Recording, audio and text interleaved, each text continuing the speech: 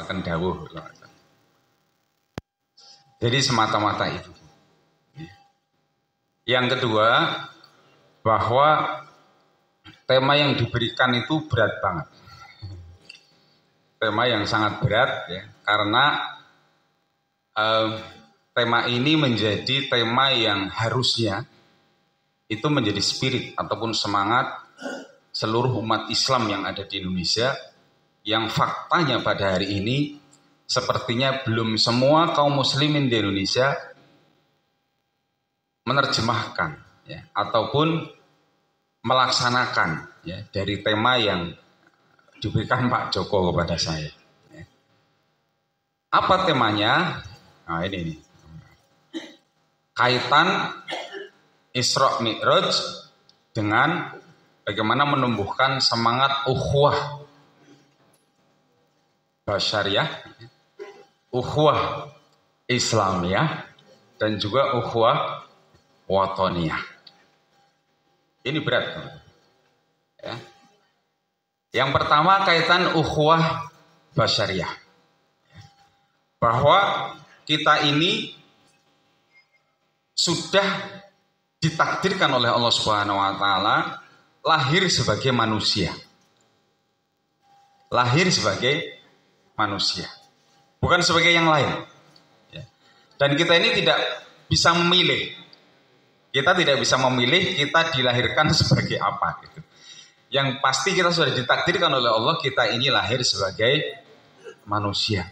Dengan segala kelebihan-kelebihan yang dimiliki oleh manusia, dan juga dengan segala keterbatasan ataupun kekurangan yang dimiliki oleh manusia. Ibu dan bapak rahimakumullah, pun di dalam Al-Quran, Allah Subhanahu wa taala bahkan memberikan kecenderungan kepada manusia. Itu kecenderungan yang pertama adalah kecenderungan untuk fujur. Kecenderungan untuk menyelisihi apa yang didawuhkan oleh Allah Subhanahu wa taala dan Rasulnya. Misalnya seperti yang ternaskan di dalam Al-Quran, fa'alhamaha fujuraha wa taqwaha. Jadi telah diilhamkan kepada setiap manusia ada dua kecenderungan. Dan kecenderungan yang pertama disebutkan oleh Allah di situ adalah kecenderungan untuk fujur, untuk melawan Allah gitu. Nah, baru kemudian ada kecenderungan yang lain, yakni untuk takwa atau untuk mengikuti dan takut kepada Allah Subhanahu wa taala. Dan kemudian meskipun Allah ingatkan kepada kita, qad aflahaman zakkaha wa qad khaba man dassaha. Sungguh sangat beruntung orang-orang yang senantiasa mensucikan dirinya, mensucikan hatinya, mensucikan amal perbuatannya, dan sungguh sangat merugi orang-orang yang senantiasa mengotori hatinya, mengotori amal-amal perbuatannya, dan mengotori interaksi dengan sesama manusia. Jadi ibu dan bapak rahimakumullah, dari sini saja kita sudah diberikan satu frame oleh Allah Subhanahu wa taala, panduan ya, bahwa kita ini memang punya kecenderungan fujur, tetapi Allah berikan keistimewaan kepada mereka-mereka yang mau mengutamakan kecenderungan takwanya daripada fujurnya. Kemudian ada banyak contoh lain apa yang disampaikan oleh Nabiullah Muhammad SAW tentang apresiasi ya, beliau kepada kita sebagai orang yang hidup di tengah masyarakat, sebagai manusia yang berinteraksi dengan manusia yang lain, sebagai manusia yang memiliki hubungan sosial dengan lingkungannya. Dalam sebuah hadis misalnya, man kana yu'minu billahi wal yawmil akhir falyaqul khairan aw liyasmut. Ini yang pertama. Lalu yang kedua, wa man kana yu'minu billahi wal yawmil akhir falyukrim dhaifahu. Lalu yang ketiga, wa man kana yu'minu billahi wal yawmil akhir falyukrim jaruh. Ya. Nabi SAW bersabda, barang siapa beriman kepada Allah dan beriman kepada hari akhir, ini menariknya Bapak Ibu. Jadi hadis ini itu dihubungkan ya dengan keimanan kita kepada Allah dan keimanan kita kepada hari akhir. Tetapi kontennya, matan dari hadis ini itu semuanya kaitan interaksi dengan sesama manusia.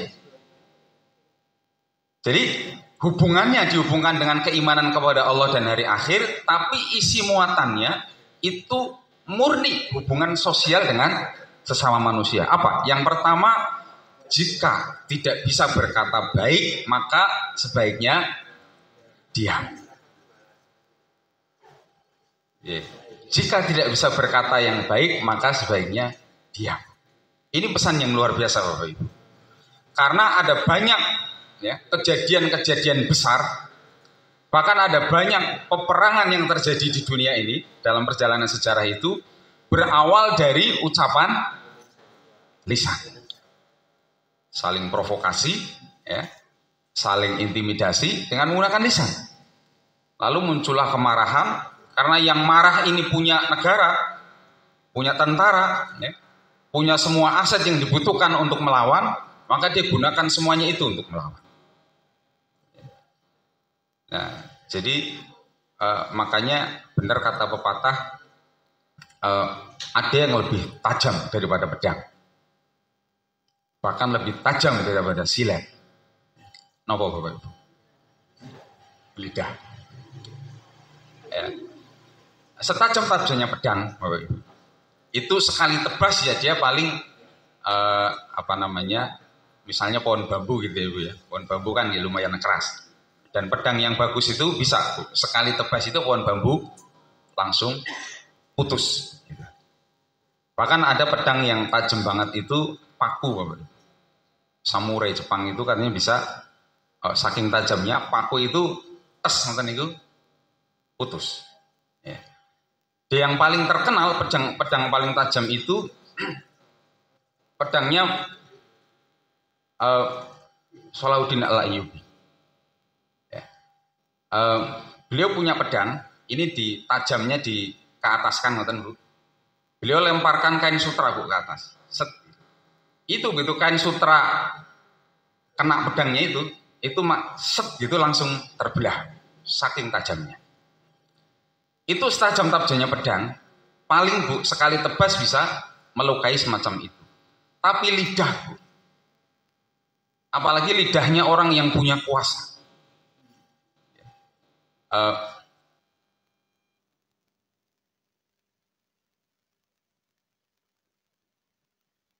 Kenapa? Karena Irak punya senjata pemusnah massal.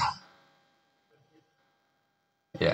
Lalu sekian ratus ribu pasukan Amerika dan bolo-bolonya itu datang semua ke Irak, menyerbu Irak.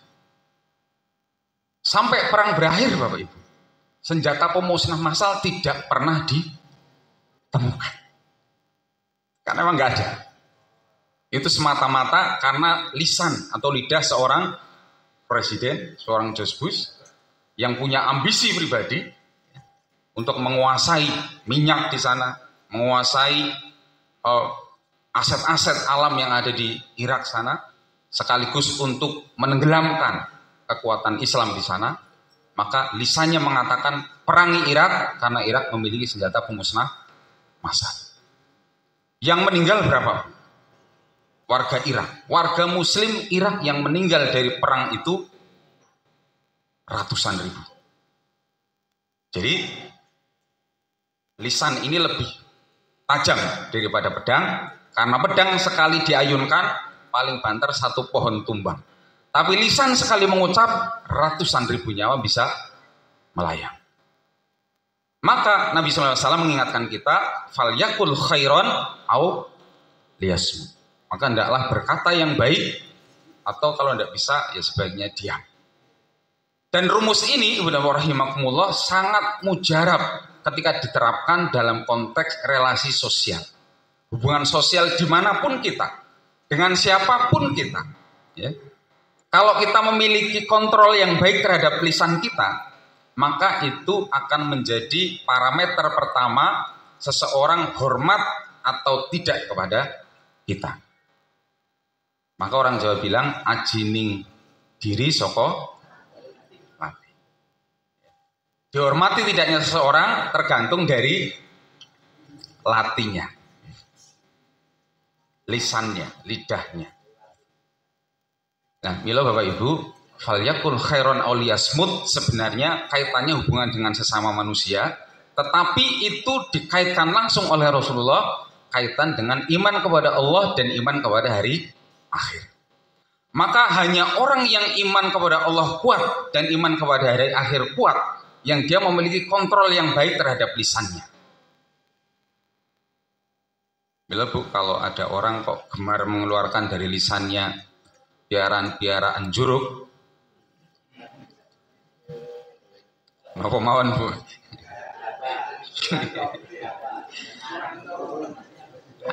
Itu berarti pertanda. Ya, pertanda bahwa ada yang error atau ada yang trouble pada keimanannya kepada Allah dan keimanannya kepada hari akhir. Karena siapapun, sebrengsek apapun dia, ya, kalau dikata-katain dengan kata-kata yang buruk, itu pasti marah. Makanya ada seseorang yang memberikan penilaian negatif terhadap seorang ustadz yang berbeda mazhab dengan dia. Ustadz ini cuma bilang begini, dulu ada orang yang lebih brengsek daripada saya, namanya Fir'aun. Kata-katanya mengandung tuah berbisa, mengajak orang untuk musyrik, melarang orang untuk tauhid, ya. Bicaranya itu, titahnya itu luar biasa. Fir'aun. Ya. Perilakunya juga luar biasa dalam sudut pandang Islam, dalam sudut pandang Allah Subhanahu wa taala. Contoh yang paripurna untuk menggambarkan kesombongan manusia. Contoh yang paling afdol untuk menggambarkan keangkuhan manusia. Fir'aun. Dengan karakter Fir'aun yang seperti itu, Allah utus seorang nabi yang perkataannya lebih lembut daripada panjenengan. Orang yang tadi mengata-ngatain ustadz hanya karena beda mazhab. Ya. Jadi Nabi Musa alaihissalam itu menasihati Fir'aun, ya, itu dengan kata-kata yang baik. Padahal Fir'aun di mata Allah kayak apa gitu. Tapi tetap saja kata-kata yang disampaikan adalah kata-kata yang baik.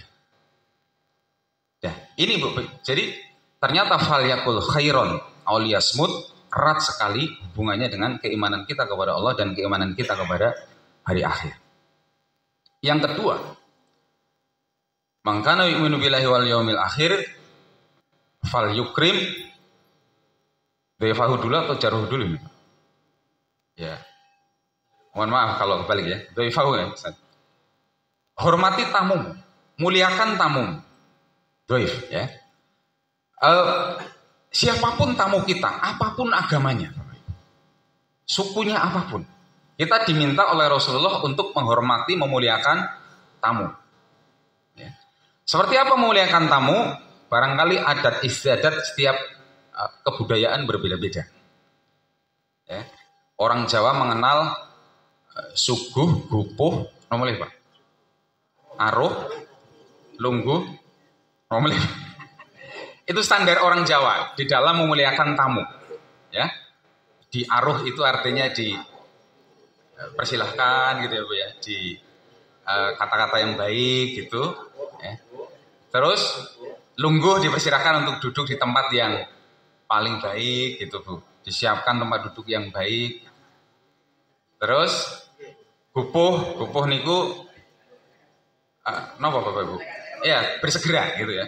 Cekak-ceket itu pelayanannya, servisnya itu excellent gitu. Excellent. Terus suguh artinya dijamu. Tamune yuswa pun 7 doso, suguhane intim. Wah, ini tuan rumahnya yang kurang pengertian ya. Berarti dalam aspek suguhnya kurang memenuhi syarat ya. Dalam tradisi Jawa kita gitu.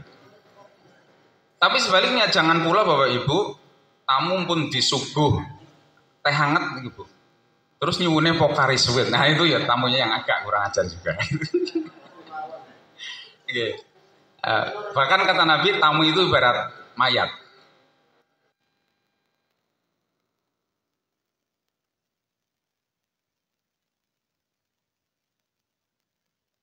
Udah duduk aja di situ. Itu manut. Terus disuguh apa? Ya udah di dahar apa yang disuguhkan itu. Harus itu nggih. Nek empun mboten enten aduh ruwen Pak. Dikum riyen nggih.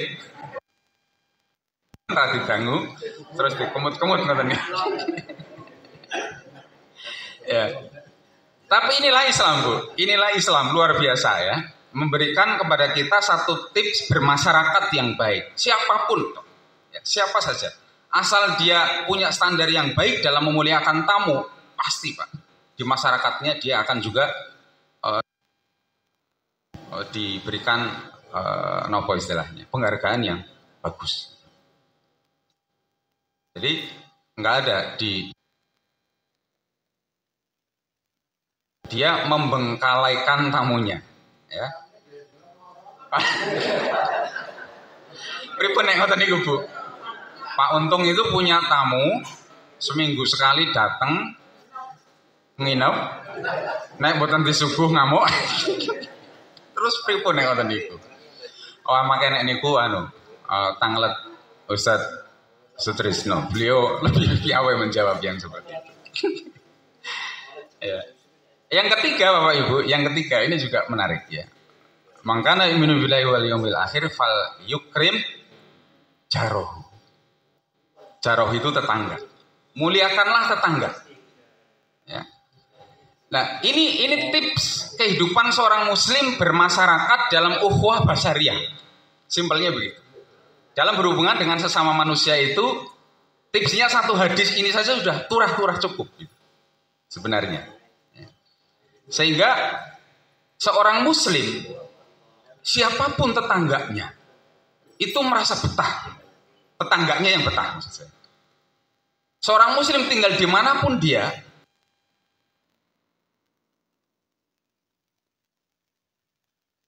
Ibu, kita ini muslim, pendatang baru di sebuah komunitas, begitu kita datang, tetangga semuanya mengunci pintu. Karena khawatir nanti nek dibuka ono barang sing ilang misalnya.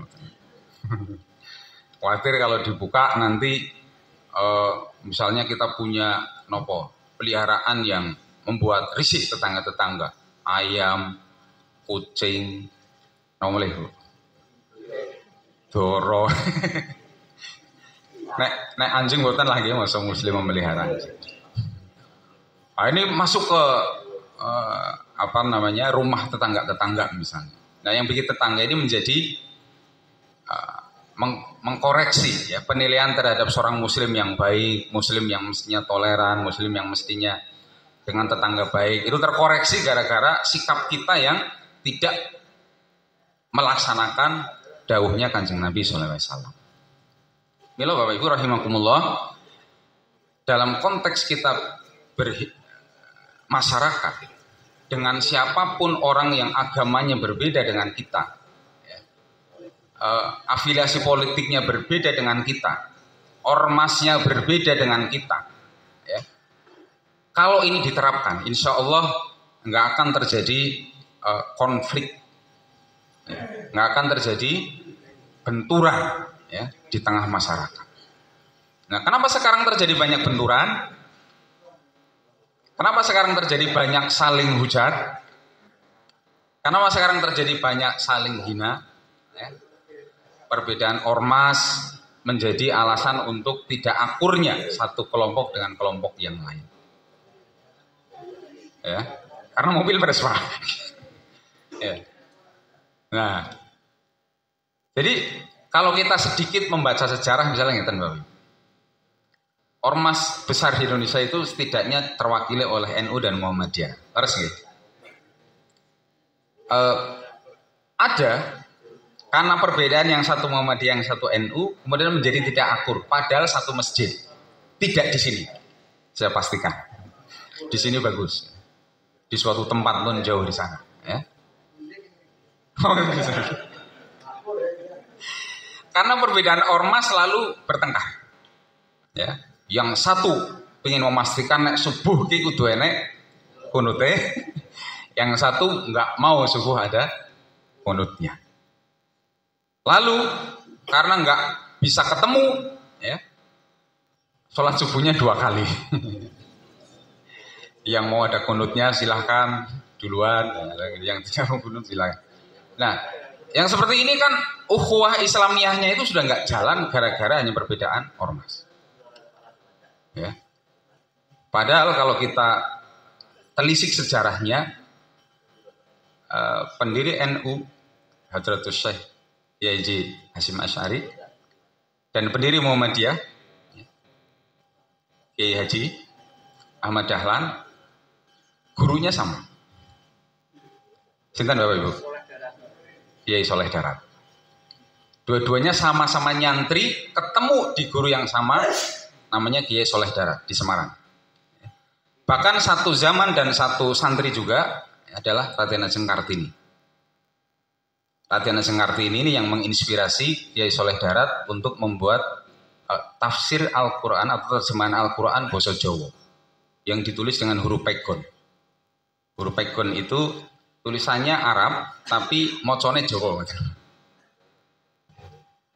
Ketika Raden Ajeng Kartini dalam tanda kutip memprotes, ya, Kiai ini yang faham tentang Quran bangsa kita ini sedikit banget gitu. Kenapa? Nggak ada yang bisa dibaca. Bukan hanya nggak ada yang bisa dibaca, yang bisa baca ini terlalu sedikit waktu itu. Nah dari protes inilah kemudian beliau Kiai Soleh Darat menciptakan tadi terjemahan Quran bahasa Jawa menggunakan huruf pegon. Kenapa huruf pegon? Karena biar tidak dicurigai sama orang Belanda. Kalau orang Belanda membaca dengan bahasa Latin atau dengan huruf Latin, nanti ketahuan bahwa ini Quran terjemahan yang membahayakan posisi kaum Belanda. Maka ditulis dengan huruf Arab, meskipun bacanya bahasa Jawa. Itu strategi saja, strategi dakwah. Ya. Beliau berdua berguru di satu sumber yang sama dan akur-akur saja. Ya. Kiai Hasyim Asy'ari karena beliau berangkat dari dunia perkampungan yang secara sosiologis itu di desa-desa, maka beliau mengembangkan sebuah organisasi Nahdlatul Ulama yang coraknya adalah corak desa. Ya. Maka pesantren-pesantren tradisional muncul dari sana. Ya.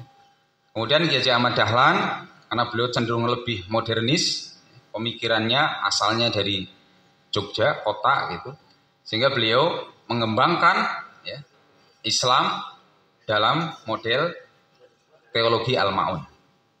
Ya. Ketika beliau memberikan pengajian kepada santri-santrinya tentang surat Al-Ma'un itu, tafsir surat Al-Ma'un. Itu Bapak Ibu diulang sampai lebih dari 5 kali. Sampai santrinya ini pada protes. Kiai, temanya kok itu terus. Al-Ma'un terus itu, kenapa nggak ganti-ganti? Pekan ini Al-Ma'un. Sampai selesai berpekan-pekan gitu. Sudah selesai Al-Ma'un lagi, diulang lagi. Sampai diprotes. Jawaban beliau simpel banget. Lah, pun dilakoni apa dereng? Sudah dikerjakan atau belum Al-Ma'unnya itu? Dereng Kiai, ayo dikerjakan dulu. Baru sambil dikerjakan, sambil ganti tema yang lain. Gitu. Maka sejak saat itu, Ibu dan Bapak rahimakumullah, semangat Al-Ma'un ini menjadi semangat yang luar biasa dari Persyarikatan Muhammadiyah. Bentuknya apa? Membentuk rumah sakit. Gitu. Itu bagian dari penerapan Al-Ma'un. Membentuk lembaga-lembaga pendidikan. Itu bagian dari penerapan Al-Ma'un. Ya. Membentuk panti-panti asuhan. Ya, kan banyak banget ya panti asuhan Muhammadiyah itu juga pripun? Cerbasuki mau biyo Pak larang. Nah, itu Bapak Ibu Sehingga muncul banyak kampus-kampus Muhammadiyah, banyak panti-panti Muhammadiyah dan seterusnya sebagai amal sosial Muhammadiyah. Akur Bu, Bapak yang antara NU dan Muhammadiyah akur. Karena gurunya satu.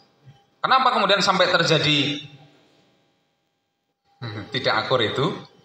Nah inilah Bapak Ibu. Jadi rasa-rasanya tidak ada gunanya bertikai, berkonflik dengan sesama muslim apapun latar belakang ormasnya, bahkan apapun latar belakang afiliasi politiknya, ya, ketika kita sama-sama muslim.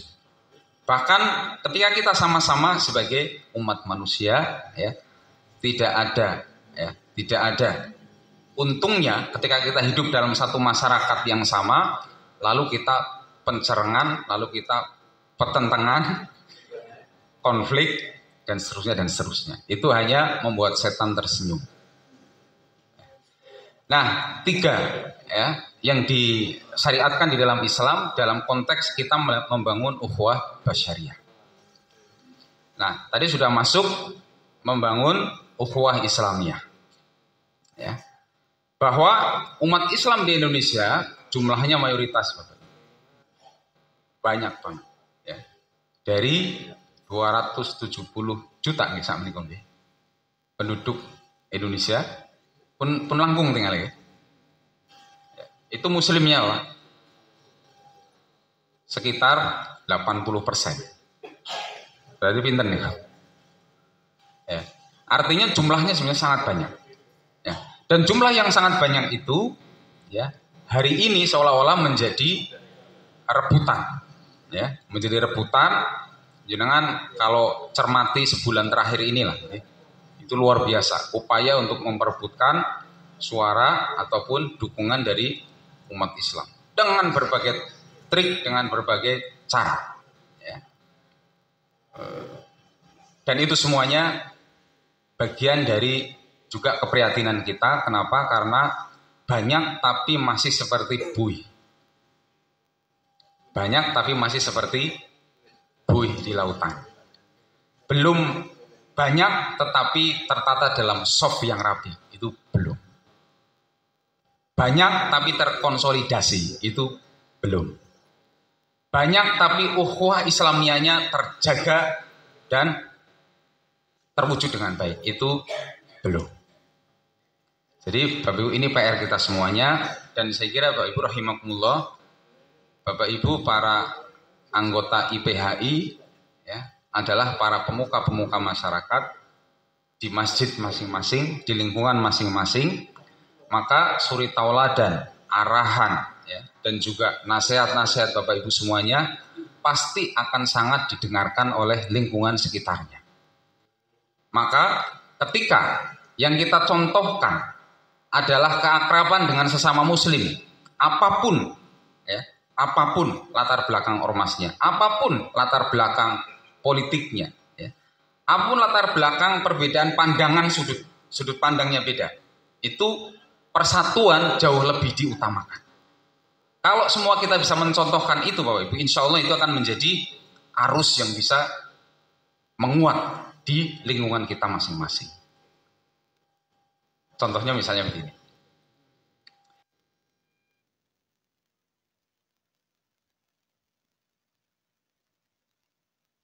Di dalam mensikapi 1 Syawal 1445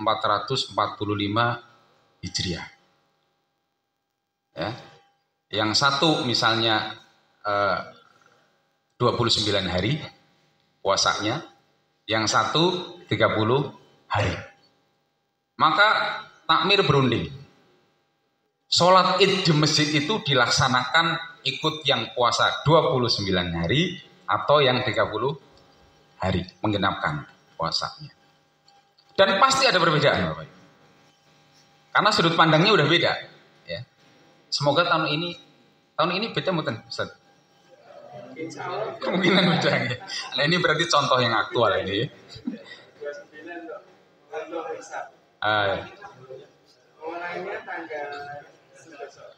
Itu nggih. Jadi contoh misalnya perbedaan untuk menentukan 1 Syawal ya. Ini sering kita jumpai ya. Nah, ini sebenarnya wilayah fikih yang bisa dibicarakan.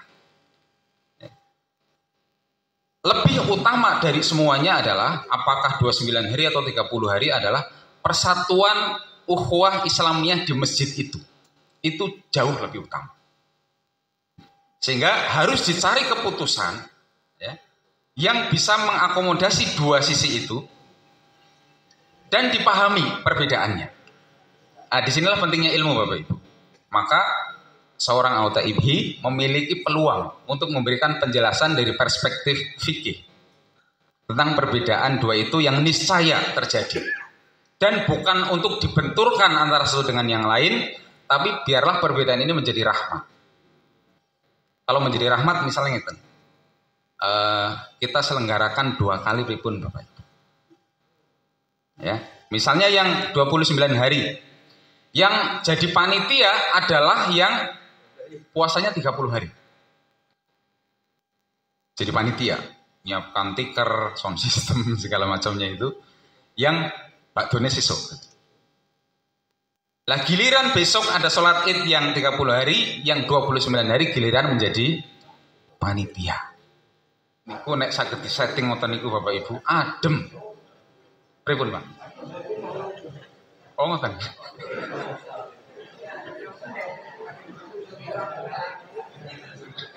Mari enten sing ngeten, Bu. Pak mau ikut bakdo yang kapan gitu? Saya Pak kalau ikut puasa yang paling akhir, bakdo yang paling pertama. Yang seperti itu ada juga. Boleh penake nek niku ya. Iya. Nah, itu. Tapi sekali lagi sebagai sesepuh di wilayah kita masing-masing, kita punya peluang untuk memberikan wawasan keilmuan. Fikihnya seperti apa dan perbedaan itu menjadi niscaya. Tapi bukan untuk dibenturkan, tetapi untuk saling menghargai dan menghormati.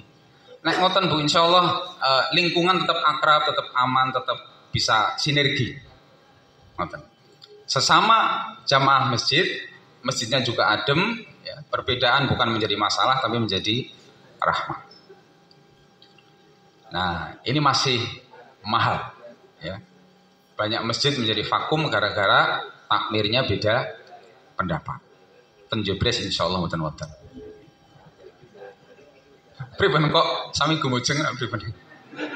Oh kata Bu. Ustaz PR gitu. Jadi masih PR ya buat kita semuanya. Ya. Nah yang ketiga Bapak Ibu, ini sesi terakhir, nggak usah panjang-panjang. Ukhuwah watoniyah, ya, ukhuwah kebangsaan, bahwa kita ini sebagai bangsa. Sebagai bangsa kita itu ada namanya pemimpin, ada namanya pemerintah, ya. Ada namanya rakyat.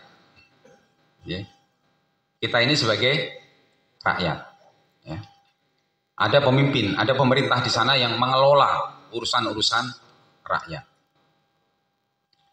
Nah, seperti apa relasi atau hubungan yang baik antara rakyat dan pemerintah?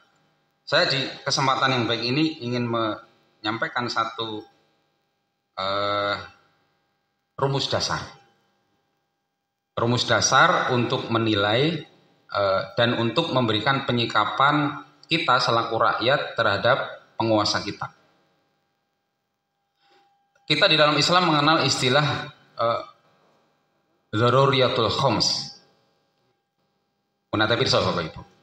Ada 5 hal yang itu prinsip yang harus diwujudkan, yang harus diperjuangkan, ya, yang harus dibuatkan sistem ya, di dalam penyelenggaraan kehidupan berbangsa dan bernegara. Ya. Apakah 5 poin ini, Dzaruriyatul Khoms ini sudah ada atau belum? Jika belum, Bapak Ibu, maka kita sebagai warga bangsa berhak untuk mengusahakan agar 5 item ini menjadi sebuah sistem di dalam hubungan kita dengan pemerintah. Atau sebuah sistem yang kita sebagai bangsa berupaya untuk mewujudkan itu menjadi sebuah tatanan di dalam pemerintahan. Apa saja, Bu? Yang pertama, yakni memelihara agama. Ya. Muhafadzah alal din. Muhafadzah alal din. Memelihara agama. Apa konteksnya memelihara agama? Bahwa kita di dalam bangsa Indonesia itu diakui agama-agama yang berbeda-beda. Ya. Ada Islam, ada Kristen, ada Katolik, ada Hindu, Buddha, apa boleh Bu? Konghucu, kepercayaan. Kebatinan mlebet pundi? Nopo-nopo serba di batin, nah itu kebatinan. Iman di batin, amal di batin, ya, kebatinan. Nah, sudahkah dalam memelihara agama itu ini terwujud? Misalnya kita sebagai Muslim, apakah kebebasan kita di dalam menjalankan syariat agama Islam itu sudah difasilitasi dan sudah dibuat sebuah tatanan yang memungkinkan kita mudah untuk melaksanakan syariat agama Islam itu? Menurut panjenengan sampun apa deh? Oh, sebagian sampun, sebagian kecil atau sebagian besar? Sebagian besar. Alhamdulillah. Kenapa ini bisa terjadi? Karena Bapak Ibu, lahirnya bangsa ini tidak bisa lepas dari perjuangan seperti tadi disampaikan oleh Ustaz Sutrisno. Para pendahulu pejuang-pejuang bangsa kita itu, beliau-beliau adalah para kiai, para santri, para ulama. Ya. Sehingga bahkan dimasukkan di dalam Undang-Undang Dasar 45 satu klausul yang ini hanya milik Islam atas berkat rahmat Allah yang Maha Kuasa. Itu teks resmi, Bu, dalam Undang-Undang Dasar kita. Pembukaan Undang-Undang Dasar 45. Ya. Preambul UUD 45. Atas berkat rahmat Allah yang Maha Kuasa. Kita ini merdeka. Jadi pengakuan bangsa Indonesia yang plural, agamanya macam-macam, dan mencantumkan di dalam teks resmi pembukaan UUD 45 bahwa kemerdekaan yang kita rasakan hari ini adalah atas berkat rahmat Allah Subhanahu wa taala. Nah, itu luar biasa Bapak Ibu. Bisa terjadi begitu, kenapa? Karena pejuang-pejuang dulu adalah kaum muslimin. Ya. Pejuang-pejuang dulu adalah para ulama, para santri. Jadi kalau baca lahirnya resolusi jihad Kiai Haji Hasyim Asy'ari pada yang kemudian meletus di pertempuran 10 November di Surabaya, 10 November 1945. Ya. Di sana terkenal sosok Bung Tomo. Ya, yang kemudian terbunuhnya sinten, Pak? Jenderal Malabi dari Inggris ya. Nah, itu Bapak Ibu, pertempuran yang sedemikian dahsyat itu diinisiasi oleh seorang ulama besar, pendiri Nahdlatul Ulama, ya, Kiai Haji Hasyim Asy'ari, dengan resolusi jihad. Ya, apa resolusi jihad itu? Ya, beliau menyampaikan semacam fatwa. Ya, dengan ada informasi bahwa Belanda akan datang lagi ke Indonesia membonceng tentara-tentara Inggris itu, ya. Lalu beberapa orang ini konsultasi ke beliau, Hadratus Syekh, kita harus bersikap seperti apa? Nah, keluarlah resolusi jihad itu. Ya, kaum muslimin, laki-laki atau perempuan yang sudah dewasa, dalam radius 90 km dari titik Surabaya, tempat pendaratan pasukan Inggris itu, wajib hukumnya untuk berjihad. Menggunakan segala kekuatan yang dimiliki. Maka perlawanannya luar biasa. Ya.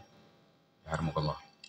Nah, sehingga kemudian kita sangat populer dengan pekik perjuangan Bung Tomo. Ketika menggelorakan semangat tempur kaum muslimin pada saat itu, apa pekiknya? Allahu Akbar. Beliau takbir.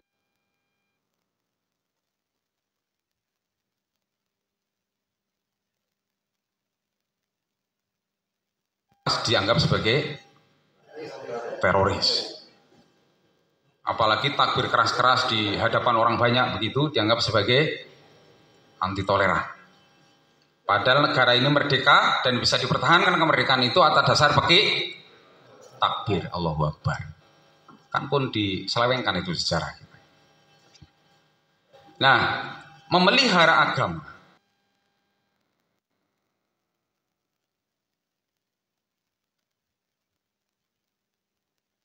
konteks tugas yang pertama pemerintah memelihara agama adalah ketika belum terselenggaranya sistem yang memadai terhadap pelaksanaan hukum agama, kita berhak memberikan masukan-masukan.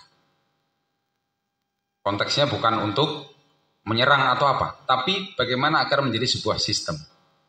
Kenapa? Tadi Pak, dalam bahkan pembukaan Undang-Undang 45 sudah diakui atas berkat rahmat Allah, itu agamis banget dalam konteks kita. Lalu muncul misalnya undang-undang zakat, itu bagian juga dari perjuangan kaum muslimin di DPR. Ya. Undang-undang perkawinan misalnya, itu bagian dari melembagakan agama dalam konteks regulasi undang-undang, itu juga perjuangan kaum muslimin di DPR. Ya. Undang-undang tentang bank syariah misalnya. Nah itu juga bagian dari perjuangan di sana. Dan macam-macam Bapak. Undang-undang yang dihasilkan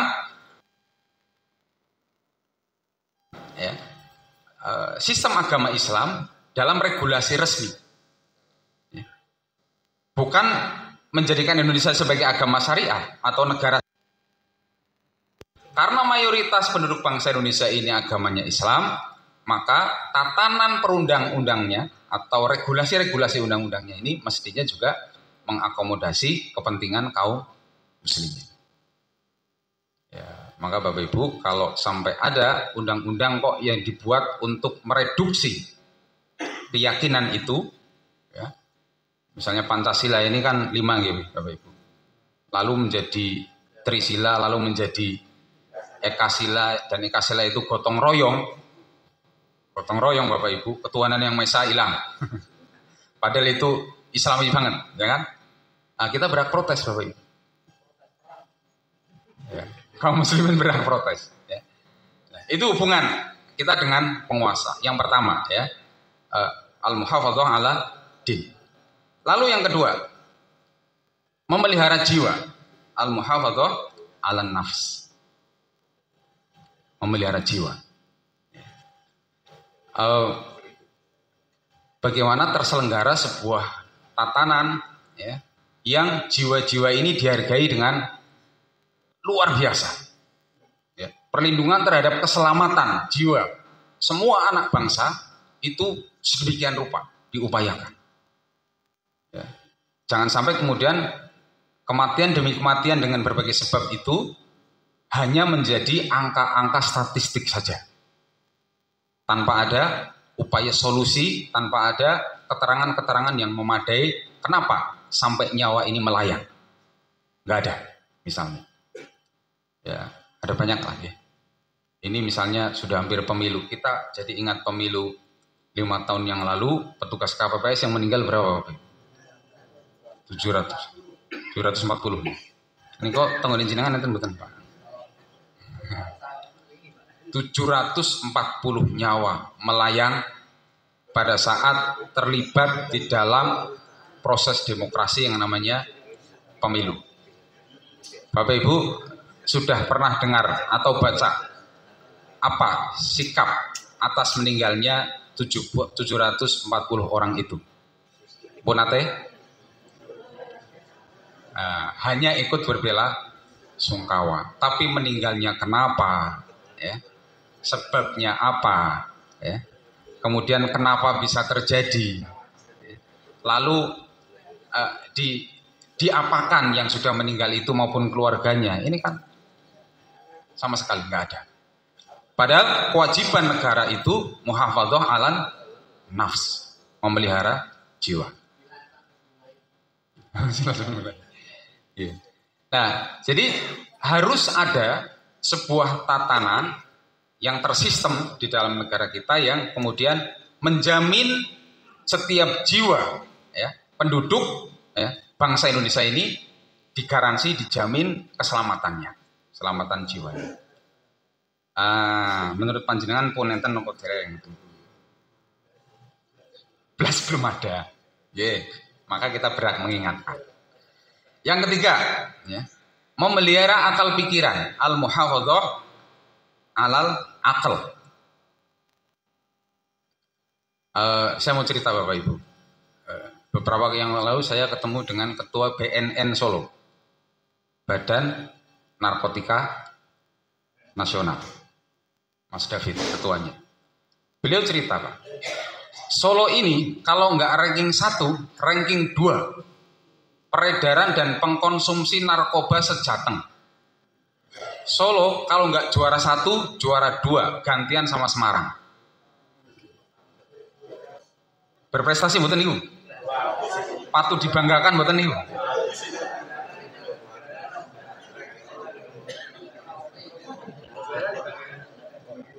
Itu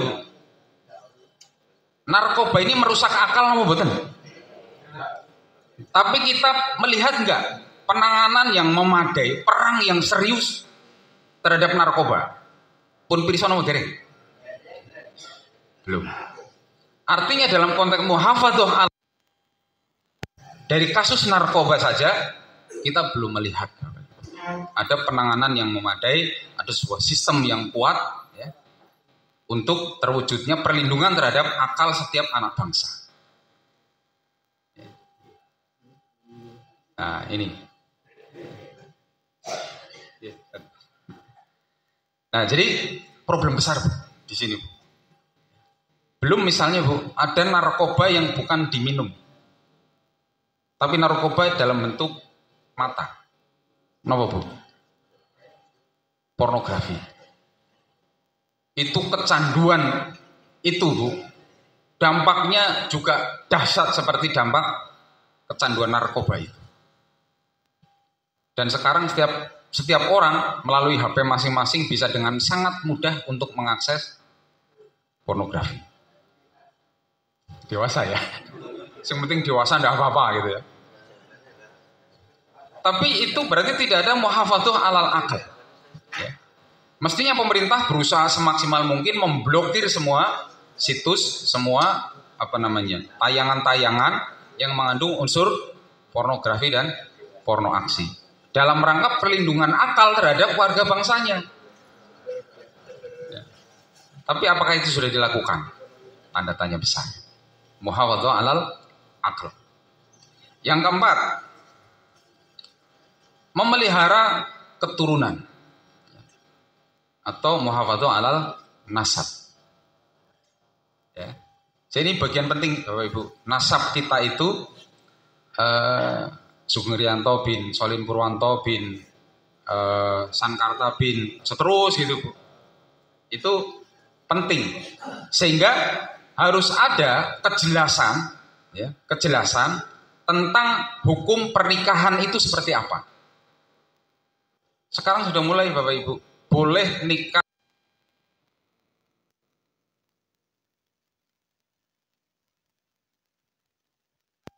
ajaran itu LGBT ya. Lesbian, gay, biseksual, transgender ya. Ya. Itu. Jadi itu bagian bahwa perlindungan terhadap keturunan sudah mulai kabur. Ya, padahal Islam sangat-sangat menghargai dan melindungi terhadap nasab ataupun keturunan itu. Ya. Jadi orang tuanya siapa, anaknya siapa ini mesti jelas. Dan itu harus ada sistem namanya lembaga perkawinan, ya kan? Dan undang-undangnya harus melarang pernikahan sesama jenis. Kenapa? Berarti sudah tidak lagi melindungi keturunan. Ya. Mengadopsi seperti apa itu harus diatur semuanya, sehingga jelas perlindungan terhadap nasab keturunan, siapa kita, dari mana, dan seterusnya. Ya. Yang terakhir Bapak Ibu adalah memelihara harta atau properti.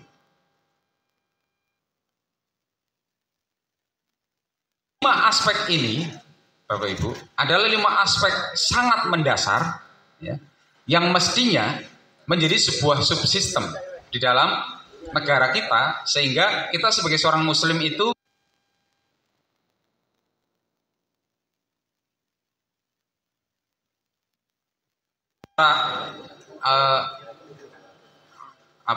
nyawa kita terlindungi, ya. Ada undang-undang yang melindungi itu, ya. Secara akal kita terlindungi, secara nasab kita terlindungi, dan secara harta kita juga terlindungi. Maka ada undang-undang KUHP misalnya. Nah, itu contoh, ya. Undang-undang KUHP ini untuk mengatur tentang perlindungan terhadap hak orang per orang. Kalau ada seseorang mencuri, ini mencuri dengan nominal sekian, hukumannya apa misalnya. Nah, itu bagian dari perlindungan terhadap harta. Maka harus ada. Nah, Ibu dan Bapak rahimakumullah, terakhir.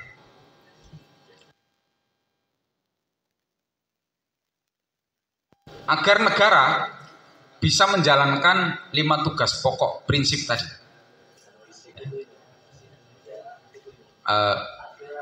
Gus Baha cerita ngeten, Gus Baha. Ketika Islam ini sudah menjadi sebuah konsensus di tengah masyarakat, maka sesungguhnya di masyarakat itu nanti akan muncul pemimpin-pemimpin yang paham tentang salah satunya tugas mengusahakan 5 poin ini. Misalnya begini, kalau di rumah-rumah kaum muslimin, panjenengan punya putra putri, ya, saya kira udah dewasa sudah, malah sebagian sudah bercucu. Ada standar untuk memilih menantu. Standar jenengan apa Bapak Ibu? Pertama dilihat dulu lulusan kampus mana, gimana? UGM nopo UI, gitu. Betul? Oh iya. Pertama orang Islam, setuju ya? Nah, sekarang misalnya Bu, jenengan dihadapkan 2 pilihan. Ada 2 calon menantu datang hendak meminang putri panjenengan. Yang satu Muslim, lulusan pondok pesantren Tebu Ireng, ya, tapi miskin, wajahnya pas-pasan, ya. Muslim apa? Miskin, tidak punya apa-apa, ya. Maharnya cuma seperangkat alat sholat. Niku mawon masjid, maksudnya seperangkat sholat. Lalu yang satu datang melamar putri panjenengan, naiknya mobil Mercy, sholatnya orang genah. Pilih pundi Bapak Ibu? Nah, pilih Mercy-nya dulu, nanti sholatnya ditandani. Yo nek dadi.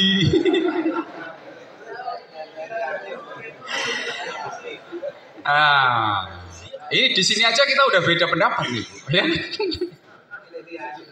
Ya. Ada pilihan ketiga Pak Sugeng. Muslimnya apik sugih, ganteng pula.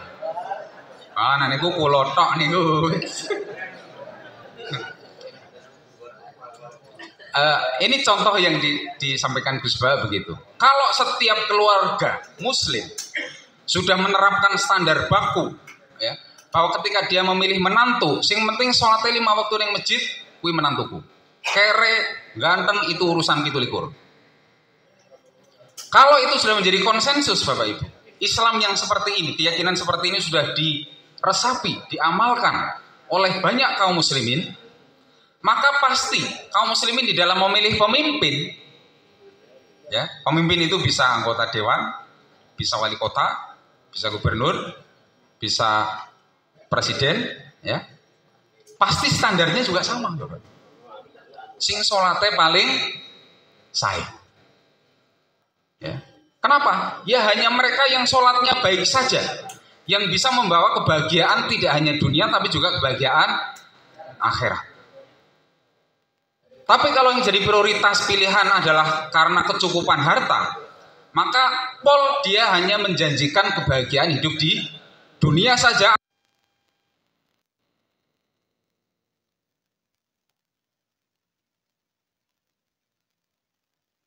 Terakhir yang saya sampaikan adalah kita semuanya ini punya tanggung jawab untuk menjadikan Islam ini sebagai konsensus dalam kehidupan kita sehari-hari, termasuk di dalam memilih pemimpin. Maka siapapun yang kita mau coblos besok 3 hari lagi, ya, siapapun dia, ya, pastikan yang sholatnya paling baik. Siapa terserah, jenengan sudah pirsa. Ya. Saya tidak mengarahkan nomor dan sebagainya. Pun monggo. Saya dilarang kampanye ini hari tenang Bapak Ibu. Hari tenang di masjid pula, saya disemprit sama Bawaslu. Ya. Jadi monggo, kita punya pondasi dalam memilih. Pondasi kita adalah keyakinan iman Islam kita. Ya, kalau memilih menantu saja, prioritas kita adalah dari pengamalan syariatnya, dari sholatnya, maka demikian juga dalam kita memilih pemimpin, agar bisa mewujudkan 5 item dasar tadi, harus pemimpin yang sholatnya juga benar, ya, bisa menegakkan sholat. Dan diantara pemimpin-pemimpin yang tersaji hari ini, monggo jenengan pilih piyambak siapa yang menurut panjenengan sholatnya paling jejeg. Semoga dengan itu semuanya kita selaku kaum muslimin ini bisa benar-benar menjadikan semangat Isra Mi'raj yang membawa misi sholat, ya, untuk kita semuanya, benar-benar bisa menjadikan sholat sebagai panduan kita, baik panduan kepada diri kita masing-masing untuk membuat standar kita adalah standar sholat dalam apapun, ya. Dan di dalam memilih siapapun juga adalah standarnya adalah sholat. Itu artinya berarti insya Allah kita bisa mewujudkan, ya, semangat Isra Mi'raj di dalam kehidupan berbangsa, bernegara, beragama, bersosial di lingkungan kita masing-masing. Demikian Bapak Ibu yang bisa saya sampaikan. Mohon maaf jika apa yang saya sampaikan banyak hal yang tidak berkenan. Semoga ada manfaatnya, ya. Sekali lagi saya paling muda, jadi mestinya saya yang duduk di depan dan mendengarkan, menyerap ilmu. Ini malah dipaksa dalam tanda kutip beliau untuk berdiri di sini. Sekali lagi saya mohon maaf yang sebesar-besarnya. Saya akhiri, wabillahi taufiq wal hidayah. Wassalamualaikum warahmatullahi wabarakatuh. Masih di daulat satu lagi, doa. Monggo Bapak Ibu kita berdoa bersama. Semoga Allah Subhanahu wa taala mengekalkan nikmat kepada kita atas rahmatnya, ya. Kita ini bisa sholat atas rahmatnya. Kita ini bisa sregep ngaji, ya, atas rahmatnya. Kita ini bisa hidup dengan sehat, semua karena rahmat Allah Subhanahu wa taala. Maka kita menjadi seorang Muslim, ya. Kita menjadi seorang yang beriman, ya. Menjadi orang yang gemar melakukan amal-amal kebaikan. Ini semata-mata juga karena rahmatnya Allah Subhanahu wa taala. Semoga Allah kekalkan rahmat ini, ya, dan kita meninggal dalam keadaan iman dan Islam. Allahumma amin. Kita awali dengan membaca Al-Fatihah. Bismillah. Alhamdulillahirabbil alamin arrahmanir rahim maliki yaumiddin iyyaka na'budu wa iyyaka nasta'in ihdinas siratal mustaqim siratal ladzina an'amta 'alaihim ghairil maghdubi 'alaihim waladdallin amin. A'udzu billahi minasyaitonir rajim. Bismillahirrahmanirrahim. Allahumma shalli wa sallim ala sayyidina Muhammad abdika wa nabiyyika wa rasulika nabiyil ummi wa ala alihi wa sahbihi wa barik wa sallam taslima adada ma hadhihi wa khadhi kalamu wa sahu kitabuk. Waradallahumma an sadatina Abi Bakrin wa Umar wa Utsman wa Ali wa anis sahabati ajma'in wa anit tabi'in wa tabi'ihim bi ihsan ila yaumiddin walhamdulillahirabbil alamin. Allahumma ighfir lil mu'minina wal mu'minat wal muslimina wal muslimat al ahya'i minhum wal amwat. Allahumma ighfir lana dhunubana wal ikhwanina alladhina sabaquna bil iman wa la taj'al fi qulubina khillan lil ladzina amanu rabbana innaka ra'ufur rahim. Rabbana hab lana min azwajina wa dhurriyyatina qurrata a'yun waj'alna lil muttaqina imama. Allahumma la tada' lana dzamban illa ghafartah wa la hamman illa farajtah wa la daynan illa qadaitah wa la maridan illa syafaitah wala hajatan min hawaijid dunya wal akhirati illa qadaitaha ya arhamar rahimin. Rabbana la tu'akhidna in nasina aw akhtana. Rabbana wa la tahmil 'alaina isran kama hamaltahu 'alal ladzina min qablina. Rabbana wa la tuhammilna ma la taqata lana bih wa'fu 'anna waghfir lana warhamna anta maulana fansurna 'alal qaumil kafirin. Rabbana adkhilna mudkhala sidqin wa akhrijna mukhraja sidqin waj'al lana min ladunka sultanan nasira. Rabbana anzilna munzalan mubarakan wa anta khairul mujrin. Rabbana adkhilna min ibadikas shalihin. Rabbana adkhilna bi rahmatika min ibadikas shalihin. Rabbana adkhilna bi rahmatika min ibadikas shalihin. Rabbana atina fid dunya hasanah wa fil akhirati hasanah wa qina adzabannar. Subhana rabbika rabbil izzati amma yasifun wa salamun alal mursalin walhamdulillahi rabbil alamin.